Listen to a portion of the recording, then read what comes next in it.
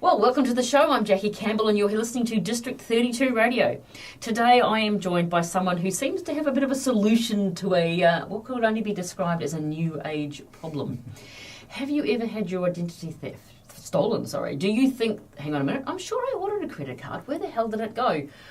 Or you've missed that blasted parcel that's been sitting apparently in the post office for the last week and a half and you haven't managed to get it before they send it back to whoever sent it to you to start with. Well, we have the solution. We're joined today by Andrew Lata from Mailboxes, etc. I'd love to know what the etc. sounds like. Joondalup. Welcome, Andrew. Thank you very much. So what is this Mailboxes, etc. thing? Mailboxes, etc. is a franchise. Okay. It's the world's largest non-food franchise. Wow, okay. Yeah, it's huge. 1,600 stores worldwide. Right.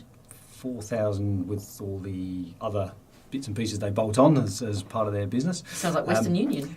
Yeah, something like that. Started in the 80s in America. Is now owned by the Italians and is getting bigger and bigger every day.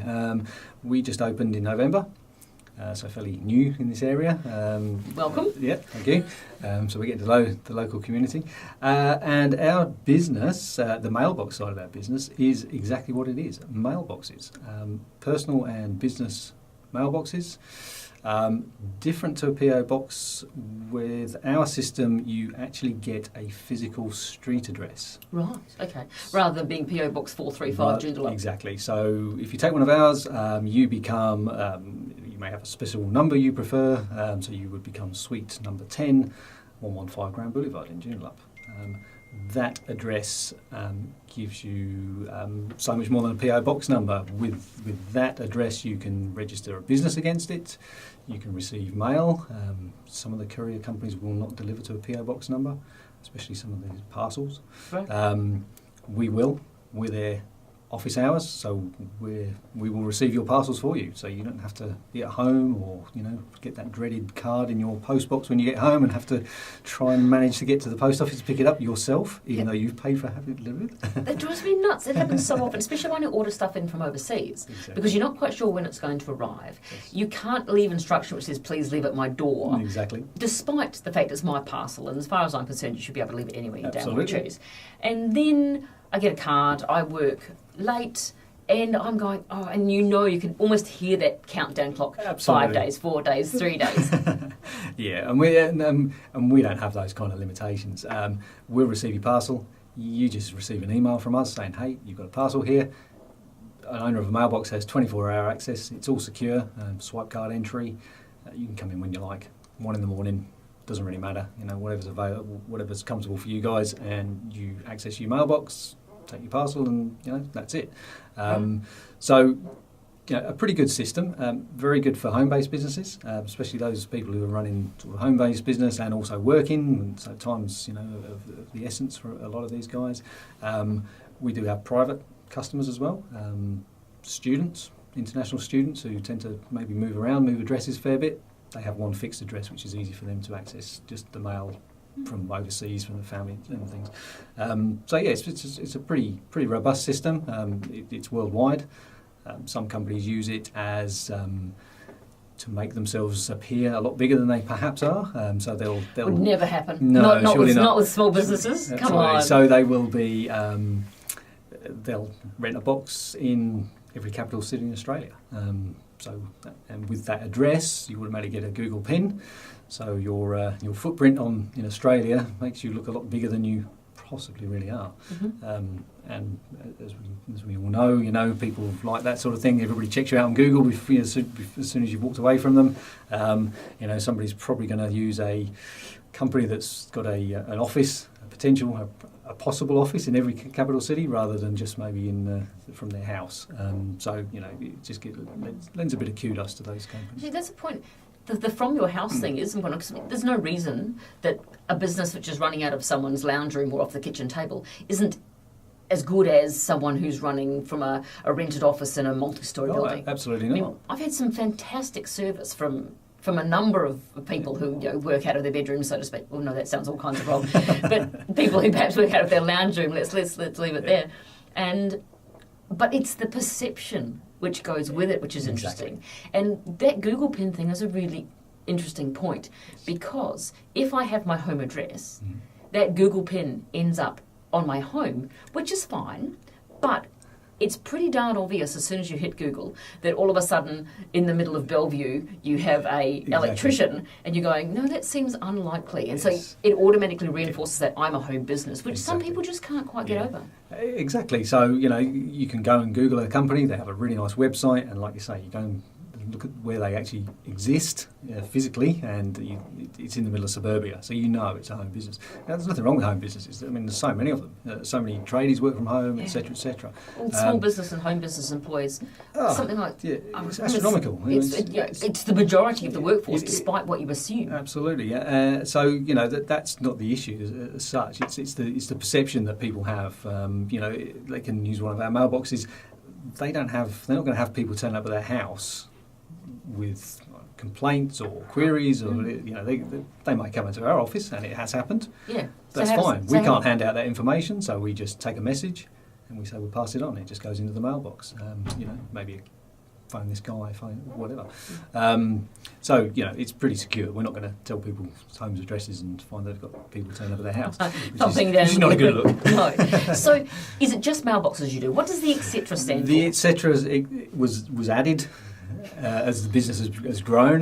The etc. is the other services we do. Is we are shipping agents. Okay. So we ship for FedEx, Toll, TNT, and DHL. Multitude of business services for getting documents, parcels out of the country or into the country or around Australia, or local couriers. We ship all sorts of things. All sorts of things? All sorts of things. We've done fine art. We do a lot of legal documents, a lot of visa applications, where time is the essence.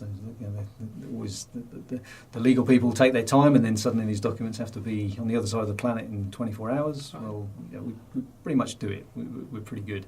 So no elephants, no gold toothbrushes? Not yet, nothing live. We can do dangerous goods. We are certified for dangerous goods, and that sounds really wow, but that's as simple as something with a battery in it. They're all classed as dangerous goods. Right, okay. So a mobile phone being sent across the world, there's not so many couriers will take it because it's classed lithium batteries are dangerous goods. Right. We're certified to send those. So a dangerous good doesn't necessarily have to be something with teeth? No, Or that it's goes not tick, necessarily tick, going to bang. bite your arm or, we haven't done an animal yet. I hesitate. There's a challenge? They could be awkward to wrap, but there you go. You never know. A Facebook video you've got to see if you're about wrapping a cat. So they can be wrapped. I've seen them. I'm sure. And the other part of our business is printing. Right. Okay. We, it's probably easy to tell you what we don't print. We pretty much print anything.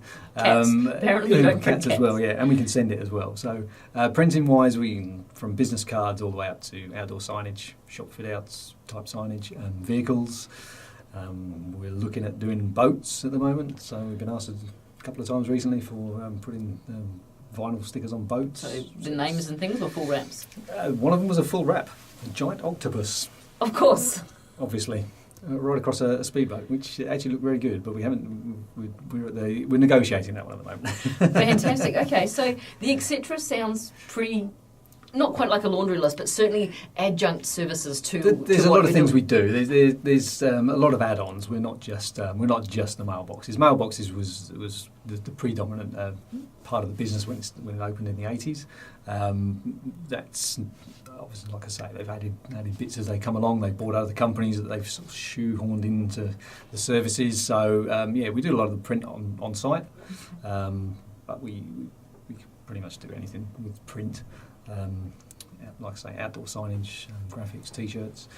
It's kind of endless, that side of things. Okay. So on the print side of things, one of the things I often struggle with is I only need a few of something. I mean, 3 T-shirts or 2 mugs.